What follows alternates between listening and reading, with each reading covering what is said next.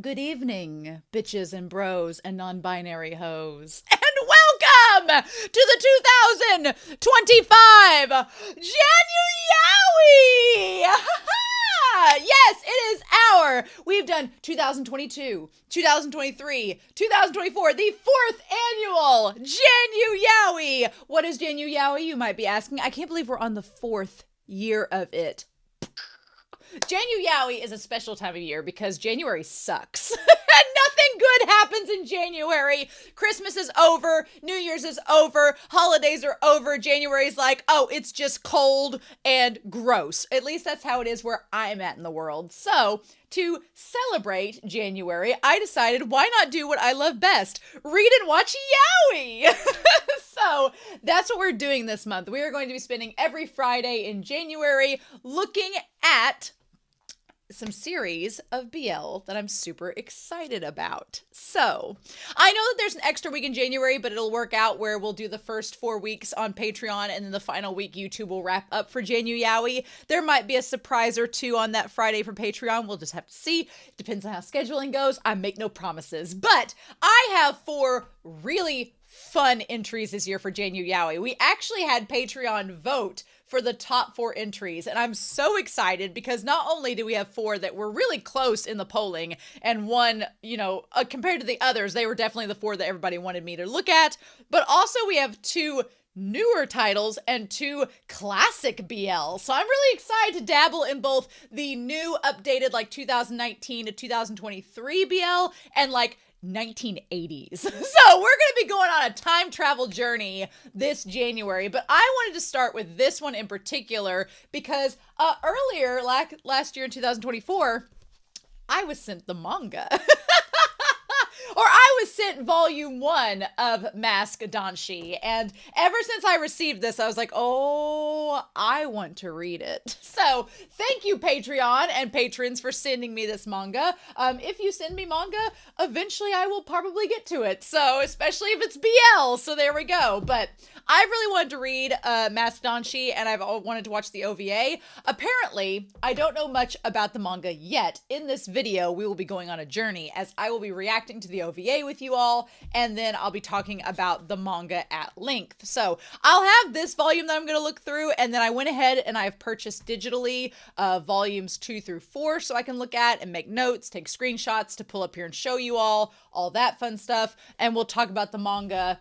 It's 4 volumes, so it's not going to be a crazy amount of manga to talk about, but still, 4 volumes is 4 volumes, and it's going to be fun to go through it and kind of share the highlights and the themes and all that fun stuff about the series, in case if you're curious if Mask Danshi is for you.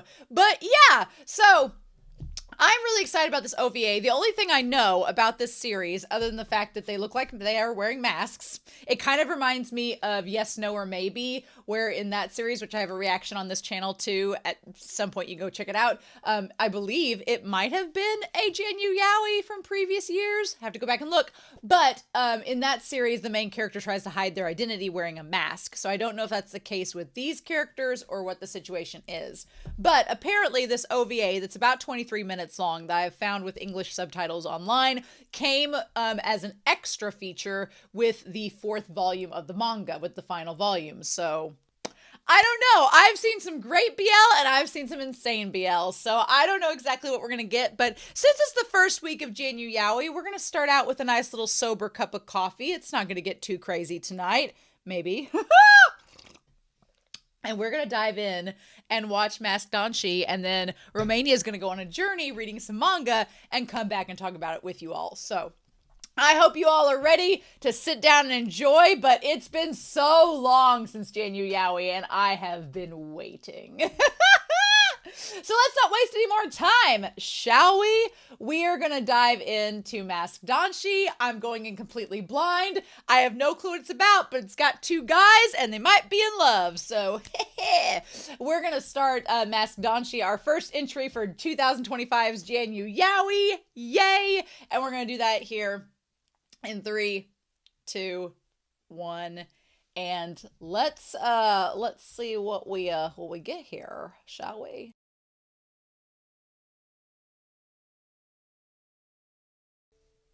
Wow. Okay.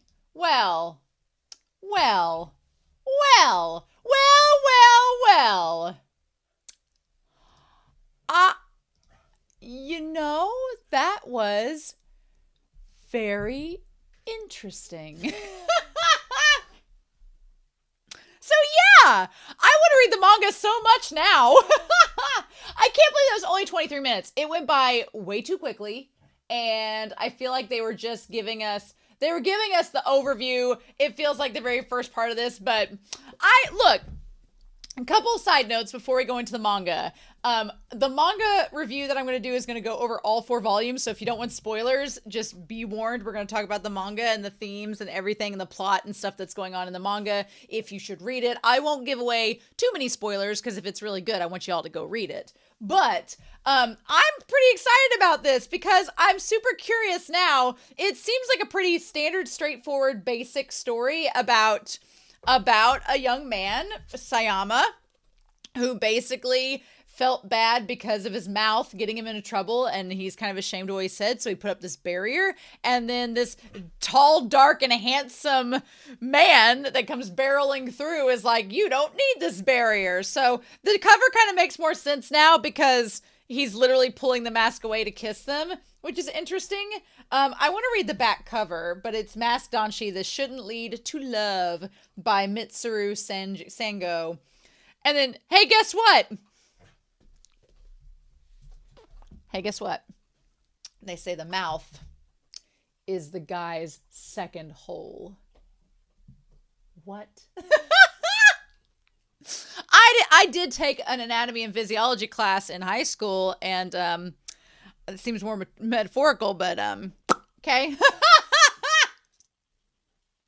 All right, so the back cover of this says, Sayama is a pessimistic guy who always wears a face mask to school. When the most popular boy in class, Saikawa, rips off the mask out of curiosity, Sayama flips out.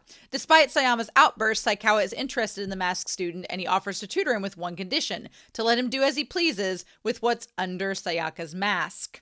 Sayama hates it when people touch his bare face, lips, and mouth, but he can't resist Saikawa's attention. This volume includes an animate bonus 20-page epilogue and the couple's very special date, a summer festival. I'm excited to talk about that with you all. Super intrigued. Here's my thing. A couple things about the series as a whole before we get into the manga review.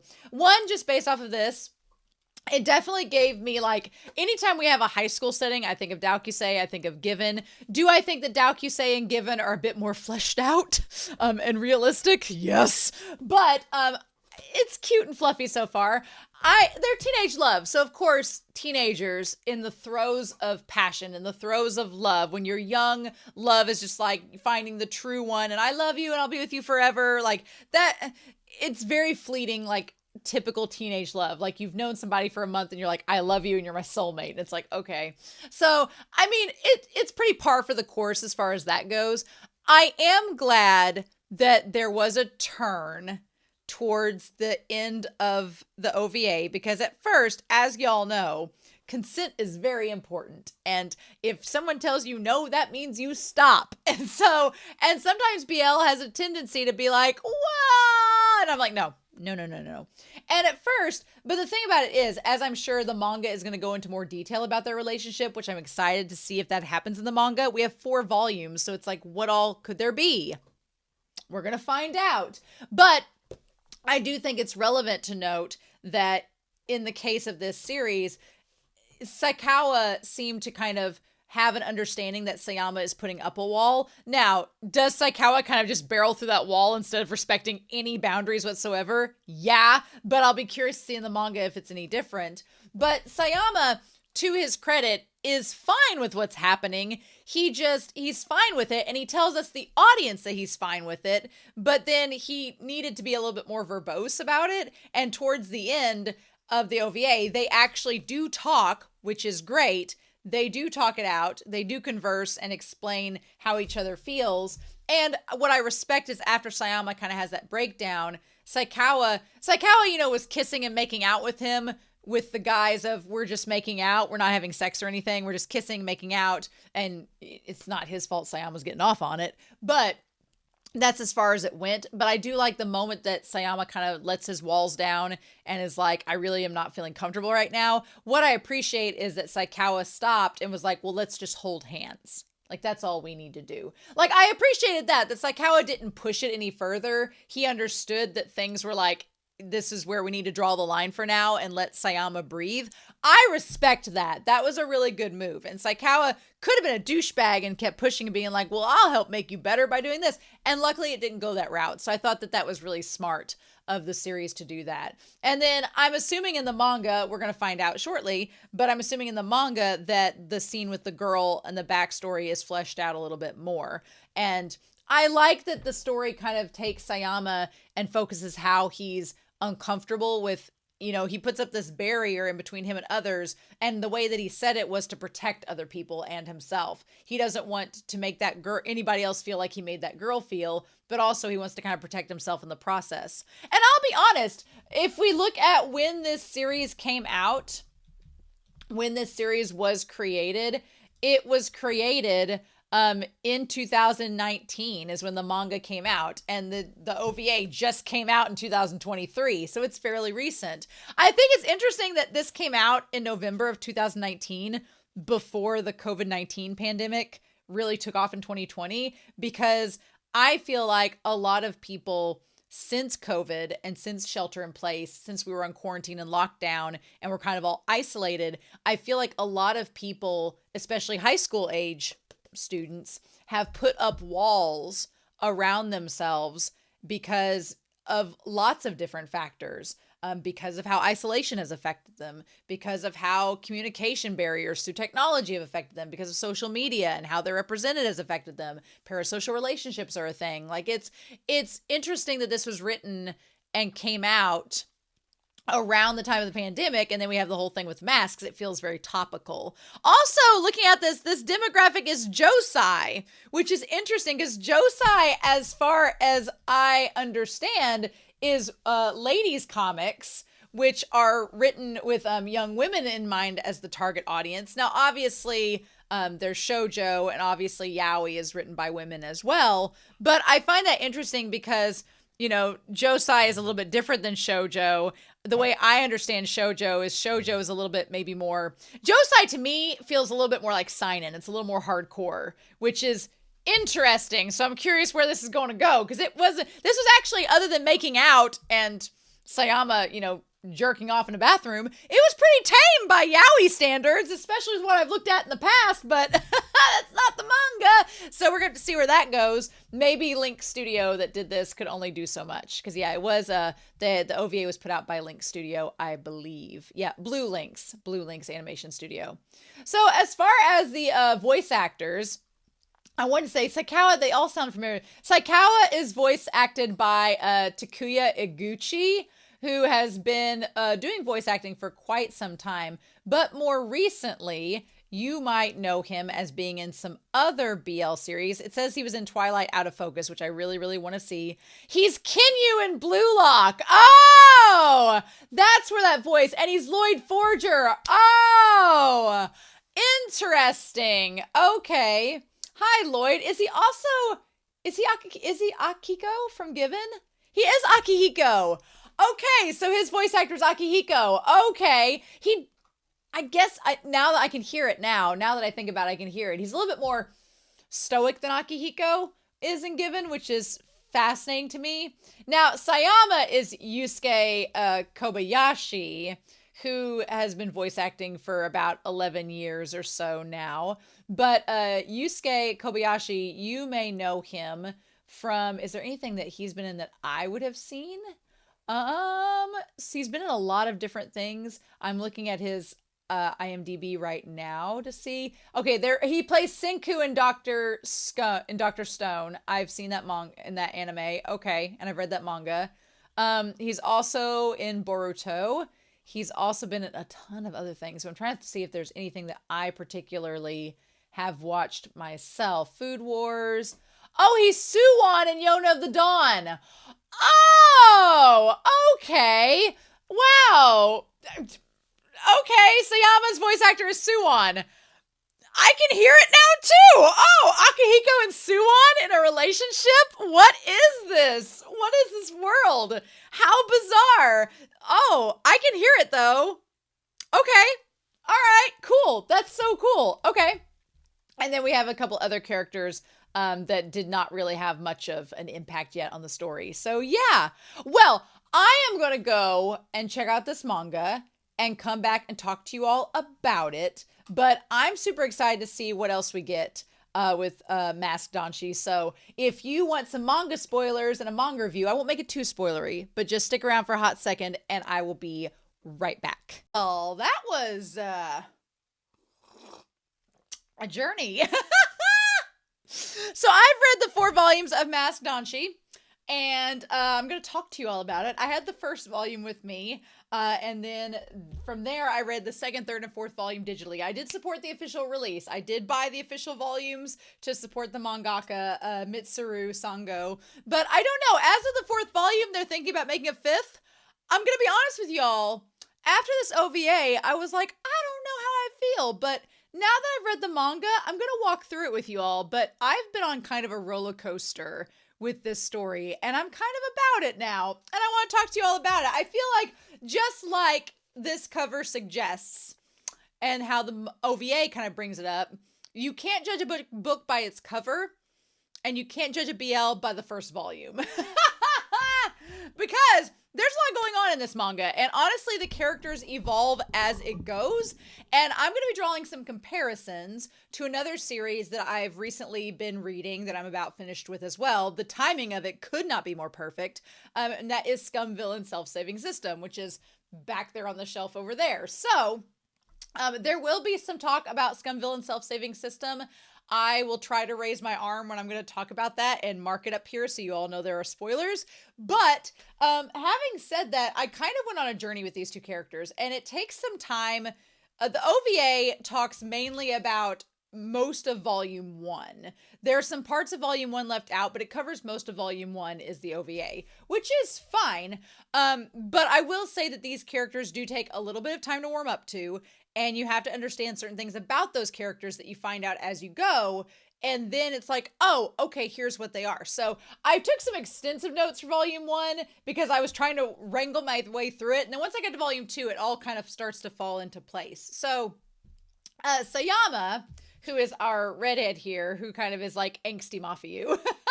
He is basically, you know, in his angsty teenage phase, and he talks about the walls that we put up around ourselves and around others.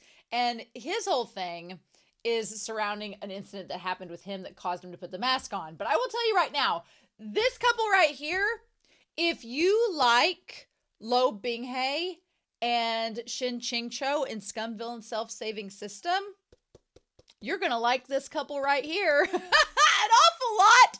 And honestly, I ended up being okay with them for a lot of reasons, which we'll talk about in this. But if you like Lo Binghae and Shin Ching-cho's dynamic, this story is for you. But we'll talk about this. So there is a scene from the OVA and the manga that is a little bit different. In the infirmary scene that we saw in the OVA, Sayama, he does say that he's healthy and he's fine. And we get kind of Saikawa's perspective where he's like, well, then why are you wearing this mask? And taking it off in the manga does not come across as intruding as it does in the OVA. I will say this, the OVA makes a lot of the moments between these two seem a lot less consensual than they are in the manga. Or not in the manga, we'll talk about it. But the OVA kind of amps it up and I was like, oh, I don't know how to feel about this. And then in the manga, because of the little nuances and micro expressions and things that Sayama, our redheaded character, does, you kind of are like, oh, okay, well, he's fine with this. He's just being a tsundere. So you kind of get that impression from him, which I appreciate the manga going into more detail with that because I was like, However, in volume 1, when Sayama tells Saikawa to back off, he gives him a much harsher chewing out than the OVA. Like, he tells him to fuck off. Like, there's a lot of F-bombs dropped in this manga from Sayama. Sayama's got a dirty mouth, and that's one of the reasons he wears the mask is because he has a foul mouth, and he realizes that he can hurt people with it. So he gives Saikawa a major chewing out the first time that Saikawa tries to make a move on him. And it seems that this is the weird thing. There are times where Saikawa, the main character, feels like Ushijima from Haikyuu. There are times where he feels like Lo Binghei from Scum Villain. And then there are times, quite frequently, where Saikawa kind of comes across as Jinshi from Apothecary Diaries, just way more aggressive. And you're like, what? But he kind of has a Jinshi complex, Saikawa does, where he absolutely loves when Sayama treats him poorly. He loves Sayama telling him off. He loves Sayama cursing him out. He likes it. And I think that's because he, like the characters that I just talked about, in the manga, everybody likes Saikawa. He's the popular boy. He plays off the cool, like, nice persona. He's like everybody's best friend. Everybody loves him. But Sayama realizes that he's not like that at all. That is a facade. That is a front. Unlike Lo Binghei, and unlike Jinshi, though, Saikawa is not a sweet, innocent lamb. No, no, no, no. If anything, Saikawa is a lot like Shizusumi from Given, where he's very direct and blunt with what he wants with the people that he wants it from, which in this case is Sayama. And the funny thing is, at first, with their chemistry, Sayama doesn't like that at all. He's like, I don't like you being upfront and direct like this. What am I supposed to do about it? And so Sayama calls him out for being fake to others. He's like, well, you're being fake around all these people. Why are you being like this to me? And then Saikawa in the manga, in turn, calls out Sayama for being mysterious and being like, well, why are you hiding your face and being something that you're not too? You're doing the same thing. And it makes a very interesting point in the manga. And Saikawa reveals that Sayama's mystery is kind of one of the reasons that he wants to know more about him. Now, in the manga, they expand a little bit upon the character Kobayashi, who we saw in the OVA briefly. But Kobayashi in the manga, we find out that Sayama starts out having a crush on her in the OVA, the girl that he calls Fugly, and ends up, apologizing to by the end of the OVA. But the thing about it is, he's in elementary school when this happens, and in the manga, he calls out and says that the crush he had was actually more like Kobayashi was like an older sister to him. And so to me, that right there and then kind of tied to Sayama's sexuality and the fact that, it's been there from the start that he likes guys and he's not really attracted to women. But the girl, he tries to defend in the end and tries to apologize to, he kind of just doesn't know what to do when she tries to defend him and spits that whole insult out at her. So I don't know. I feel like it's interesting because at some point in the manga, I wonder if Saikawa sees some of himself in Sayama and he feels that he can be around himself around Sayama, which just ends up coming out later on in the series. And Sayama wonders what Saikawa is truly like. And likely they're both on the same wavelength. They're both kind of tsundere in a way, but they're polar opposites in the route that they go with it. And they're trying to figure out little bits and pieces out of each other. Now, chapter 4 in volume 1, we get from Saikawa's point of view. We only get Saikawa's point of view a couple of times, definitely in volume 1, and then we get it as well in volume 4. But he's mainly curious as to why Sayama is hiding his face, and he thinks that there's nothing wrong with Sayama, and he's like, well, then what's the point of him doing this? And then Sayama's kind of the first person that Saikawa legit falls in love with, and he's like, much like Shizuzumi and Given, he's like, I want to lay him bare. I want to know more about him. I want to get down and dirty with him, figure him out. And we find out later on in the manga that Sayama is the first person that Saikawa has fell in love with. That's a guy. Or fell in love with in general, which is good to know. Now, from here on in, I will say that there are little bits and pieces that are little extras from the OVA that I want to talk about. And from here on in, we're going to be getting into spoilers with the overall series. So if you don't want to look at spoilers, I will tell you this: reserve your judgment and give this series a try, because I ended up being pleasantly surprised with it. And we're going to talk about that. But go ahead and give it a try if you don't want to get into manga spoilers.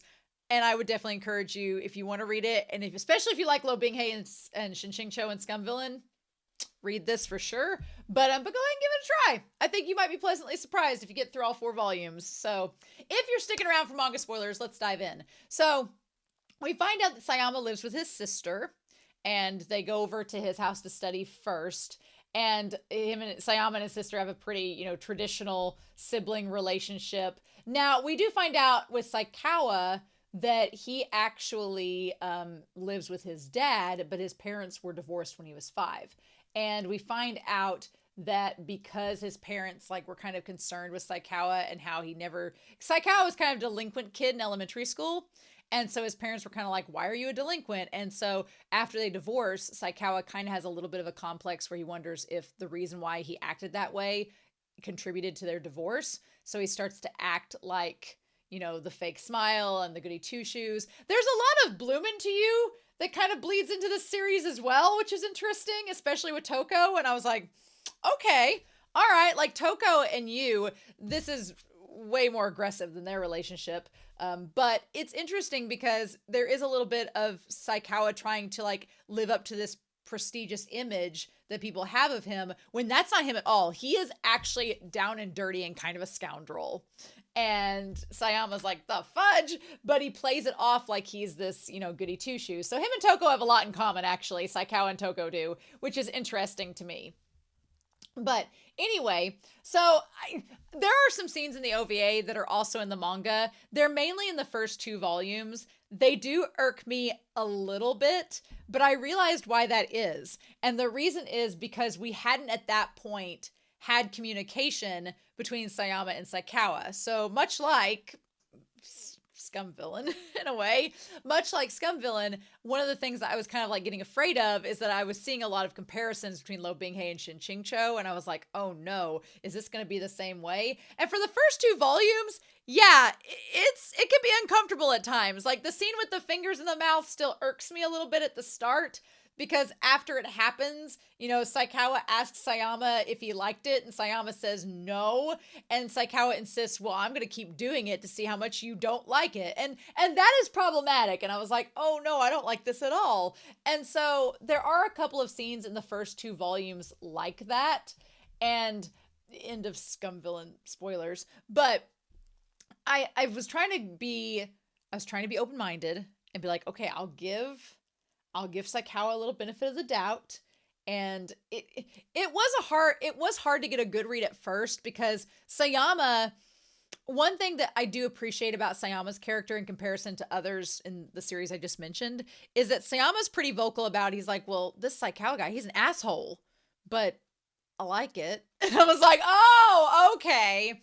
So you're like, oh, you like a bad boy. You like him being a little bit self-deprecating. You like him, getting onto you a little bit. You're okay with this. And as the series goes on, you find out that Sayama is a major tsundere. He kind of enjoys when Saikawa's a little down and dirty, but Sayama also likes being in control. And Sayama has to deal with that the first couple of volumes to like try to navigate as a couple. Okay, well, what control do I have? What control do I give him? How far do I edge him? And we find out that at the very beginning of their relationship, Saikawa was just kind of teasing Sayama. He wasn't intending to fall in love with him, but then he found himself falling more and more for Sayama's character, and Sayama found himself falling more and more for Saikawa. And one thing that they do is they communicate throughout this manga. Like the first volume was a little rough for me, and I was like, oh, I don't know how to feel about this. And the second volume, there were a couple moments I was like, oh, I don't know. But the third and fourth volume I really enjoyed, because you finally get it. It takes some warming up with these 2 characters, but once you do, you start to peel back the layers, and you start to realize that they both really care about each other. They know their relationship is kind of messed up, but they're both on board with it, and they both help each other to become better people, and they communicate that, which I was like, okay, cool, great.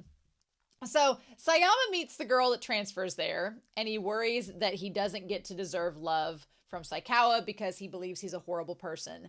Sayama has to deal with the fact that at the very beginning of this series, he thinks he's a terrible person for what he's done. He doesn't think he deserves happiness or deserves love. Meanwhile, Saikawa has always felt like he hasn't felt love around anyone, and Sayama's like the first person that he's connected with, and is trying to get a read for why Sayama is the way that he is. And so I get why Saikawa would be jealous and concerned that he might have gone too far kissing Sayama. He doesn't understand what Sayama feels about the girl from the past, but there are a few moments in the first volume and the second volume, like I said, where I was kind of like on the fence, being like, I don't know how I feel about this. Like at one point he says, he tells Sayama, don't even think about calling it quits now. Or like, he basically kind of forces Sayama to stay in a relationship with him and kind of tries to Stockholm syndrome him into being in this relationship, What Saikawa doesn't know is that Sayama's kind of into it.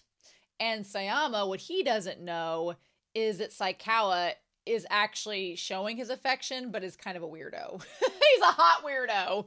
So, but yeah, there are a few moments where I was like, I didn't get good vibes from it, and it was a bit forceful, and they weren't talking it out.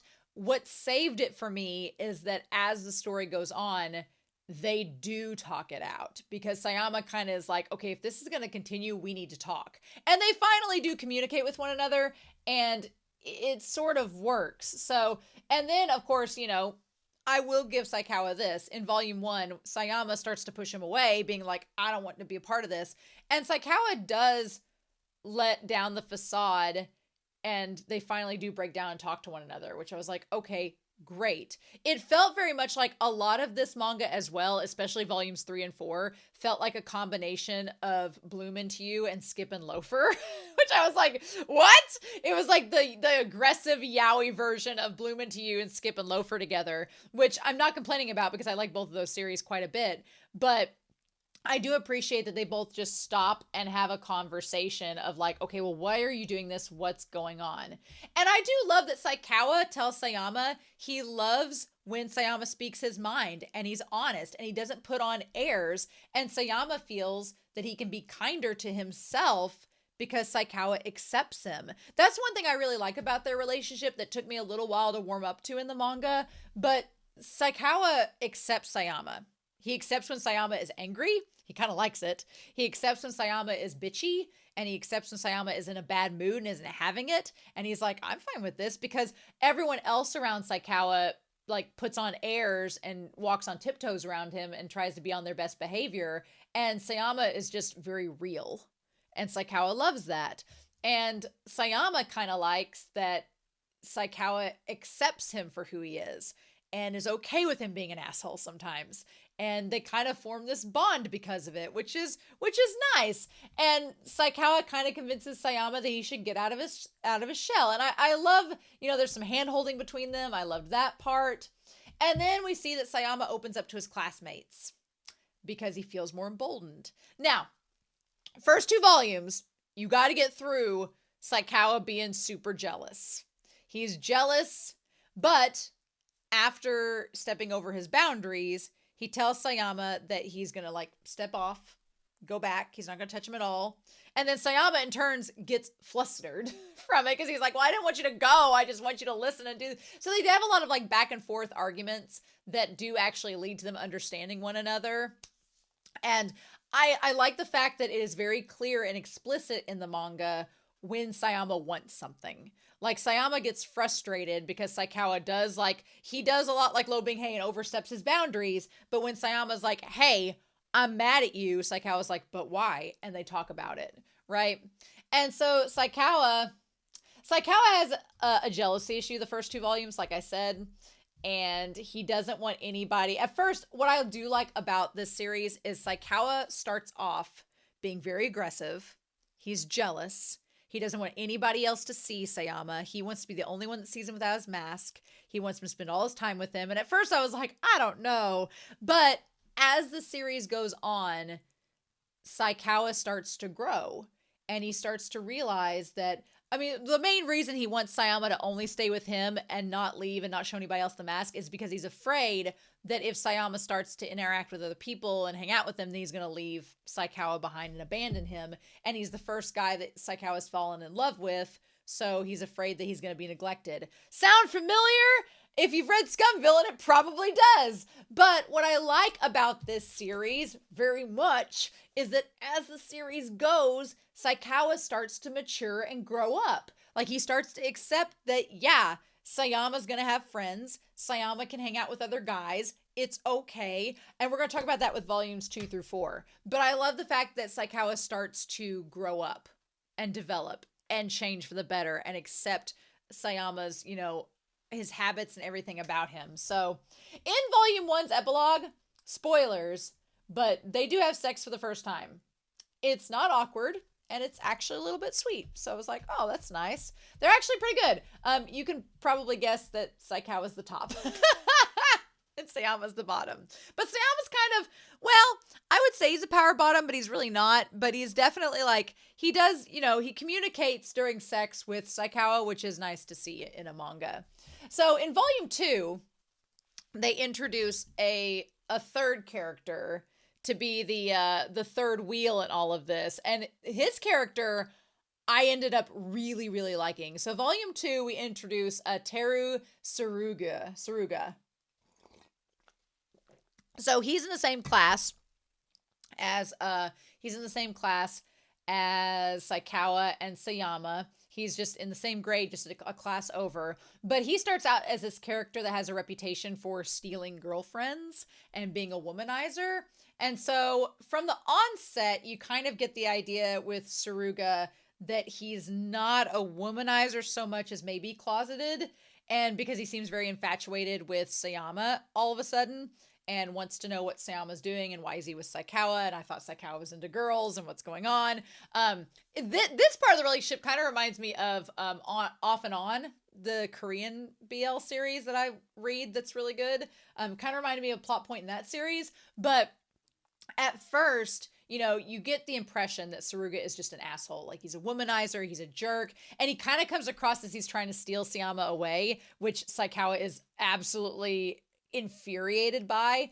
But one thing that's really cool about this series is that Sayama, of all people, who was the asshole introvert that didn't want anything to do with anybody, actually, very similarly to Shinchincho in Scum Villain, develops a friendship with Saruga.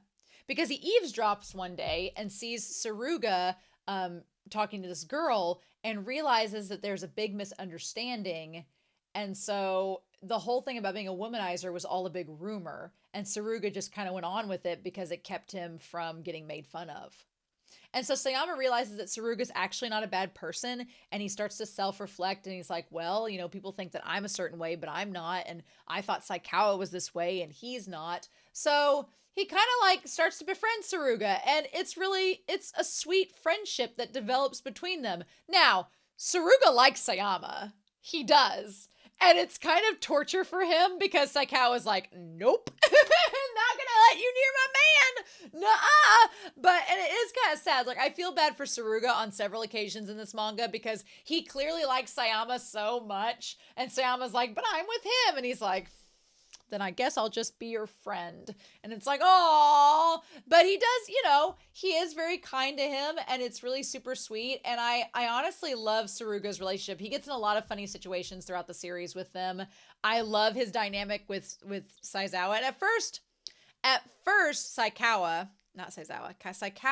at first is super rude and mean to Saruga because he's jealous of him. And he's jealous that he's trying to encroach on his space with Sayama. But by the end of the series, Saikawa is kind of like, fine, it's cool that you're friends. Don't think you're going to be anything more than that, but it's fine. And I was like, okay, cool. Look at you growing up, Saizawa. So volume 2 is mainly about him and also about Saizawa and Sayama developing their relationship. Saikawa, I keep saying Saizawa. But Saikawa and Sayama developing their relationship in volume 2. Now, I will admit, volume 2 and volume 1 were my least favorite of the manga because there's still some like Saikawa is pretty aggressive. And sometimes he really pushes that boundary and I'm like, ooh, I'm not sure if I'm comfortable with this. But by volume 3, I feel like it took a few volumes for Saikawa to realize that Sayama does really like him and he's in it for the long haul. You don't have to worry. And then he kind of eases off and he's like, okay. And his insecurities kind of melt away a bit, which is good. Which leads us to volume 3, in which we meet Saikawa's ex-girlfriend. Because he had an ex-girlfriend. Of course he did. Her name is Riko Yoshida, and she is as aggressive as he is. She's basically the female version of him. And Sayama's instantly like, oh, I could see why you guys didn't last very long because she is aggressive. And at first, again, a lot of this series deals with the instant impressions we have of people are not always how they end up being. And so at first, she doesn't like Sayama at all. She doesn't know why Saikawa is dating a guy because they're going out at this point. And she doesn't know what's going on and she doesn't know why. But we find out that Saikawa didn't want to date Riko anymore because she was very overbearing and clingy. And Sayama is the opposite of a stage 5 clinger, which is what Saikawa likes. He likes guys that aren't like all over them trying to drown them with affection. He doesn't want that. And Riko is giving that to him. So, unfortunately for Saikawa, he works at the same restaurant that Riko works at as well. So she constantly badgers him throughout the manga, and she decides that, very similar to Skip and Loafer and Bloom Into You, she decides that she's going to run for class president and has Sayama not only join the council, so it felt like a mix between Skip and Loafer and Bloom Into You, because they're doing like a class president rally and they're having a big committee for it. And Riko makes Sayama join the committee, which he's like, what? But she makes him join. And then they finally, like, she kind of not blackmails Sayama, but she's like, I know you and Saikawa are dating and you don't want people to know that you two are dating. And Sayama's like, yep, you got that right. So she's like, well, I won't tell anybody you all are dating if you help me run for president. And he's like, what? So it's kind of like a mix between those two series. And so Sayama ends up helping her run for president, which Saikawa's like, what? Like, what are you doing? So there's this really cool moment in volume 3 where Saikawa is like, okay, you're helping my ex.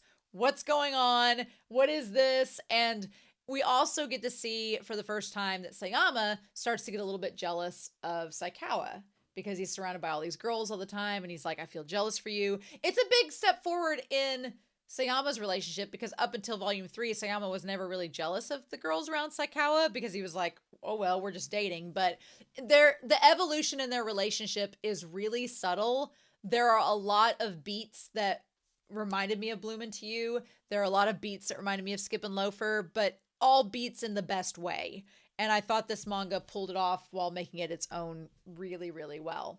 So yeah, so she runs for class president. And the thing that I really loved about volumes 3 and 4 is that they were showing how Saikawa and Sayama developed as characters. Like Sayama went from volume 1 being this kind of like rude, standoffish, introverted character that wanted nothing to do with anyone. And Saikawa kind of like just forced his way into his space. And he's like, what the fudge? But then he fell in love with him. And Saikawa started out being an asshole. Like just a straight up asshole, posing as a cool guy. He was like Gaston from Beauty and the Beast in the first 2 volumes. And I was like, I don't know how I feel about you. But by volumes 3 and 4, Saikawa slowly like learns that it's okay, that people aren't going to leave him, and that, you know, that Sayama loves him, and they develop their relationship. Now, they kind of have an aggressive relationship, and normally I'd be like, I don't know how I feel about this, but they're both very consensual about it. So I'm like, okay, well, if you both are into it, then it's cool. It's your kinky relationship. That's fine. Sayama doesn't mind Saikawa being overbearing, and Saikawa is fully okay with being overbearing. But I love the relationship they develop with Riko and then Tsuruga. Like the 4 of them just developed this really, really cool dynamic. And by the end of volume 4, I was like, oh, that's it. I kind of want to read volume 5 now. So yeah, successful initial Januyaoi. I did not know what to think of Masked Danshi. It's all about a coming of age story. It is about these 2 characters. What's interesting is that they are very different characters in their personalities and their ways of going about things, but at the same time, they're both kind of introverted weirdos. Usually, you know, you have the quiet character over here and the really loud extroverted character. No, Saikawa doesn't like people. He just looks handsome and pulls off a cool facade because he wants to get through school without any problems. But again, their dynamic kind of reminded me a little bit about if you and Toko from Bloom Into You were kind of aggressive assholes. But they're both kind of introverted and they don't really want to talk to people, but they kind of have to, so they make it work. That's kind of the vibe that I got. And honestly, their dynamic is unlike really any that I've read in BL so far, so that was kind of fun. I love Tsuruga. I didn't like Riko at first, but her character by volume 4 I really liked. And there are some surprises and things that they do throughout the manga. There's some dates that Sayama and Saikawa go on that I'm not going to spoil for you because I want you to go out and read it. So yeah, it definitely is young love, but it handles looking at it from a very narrow lens. Like, it's all dealing with, like, this entire 4-volume set of manga take place over a very limited period of time, like half a year. So it's all a very condensed time frame that this series happens in, but it's one that's like really well thought out. And by the 4th volume, I really enjoyed it. So I would recommend Mask Danshi. I wasn't sure from the OVA if I would or not, but after reading, if you got to get through the first 2 volumes. If you watched the OVA and you're like, oh, Saikawa seems really forceful, I don't know how I feel about that. Fair warning, the first 2 volumes, he's pretty forceful. But along the way, what kept me invested was that they did talk about it and they start to communicate with one another. And it does feel a little bit organic how they start to have these conversations, talk about their insecurities, why they're doing the things that they're doing. And by the third, if you can get past volume 2, you're in the clear. If you can get past volume 2 and some of the more problematic things about it, then by the time you get to 3 and 4, you'll be like, oh, okay, nope, I'm in it. I'm in for these guys. I'm all here for it. Let's go. If you can make it to that point, you will be solid. But if you get to volume 2 and you're like, I don't know how I feel about that, then I fully understand. But I honestly, their relationship throughout this manga is what I hope for with other characters in other series, but I'm not done as of recording this, so but I do think that their dynamic is so well done, and by the end of volume 4 you really get to understand and know these characters, and I just want to read more of them. So that's week 1 of Janu-yawi. I'm super excited. This was a new series. When did this come out? It was published this manga here was published in 2020, so it's not very old, like 2019. I want to look up, when did this come out? This series came out in November of 2019. We talked about this during the OVA about the pandemic, and it's still ongoing. So it's a josei that's in B-Boy P. That's a magazine, B-Town Boy, a monthly magazine that's been around since 1993. But yeah, published by Libre. So yeah, I honestly encourage you, if you want to go read this manga to keep up with it, I would. But we're going to transition hardcore from a 2020 recent release back to ye old 80s next week. And we're going to be looking at a manga that is very long and has a lot going on. So we'll just see where that goes. But in any case, I hope you all have a wonderful week. Please stay safe, take care, and yeah, I'm back very soon with our next installment of 2025's Januyaoi. I'll see you then.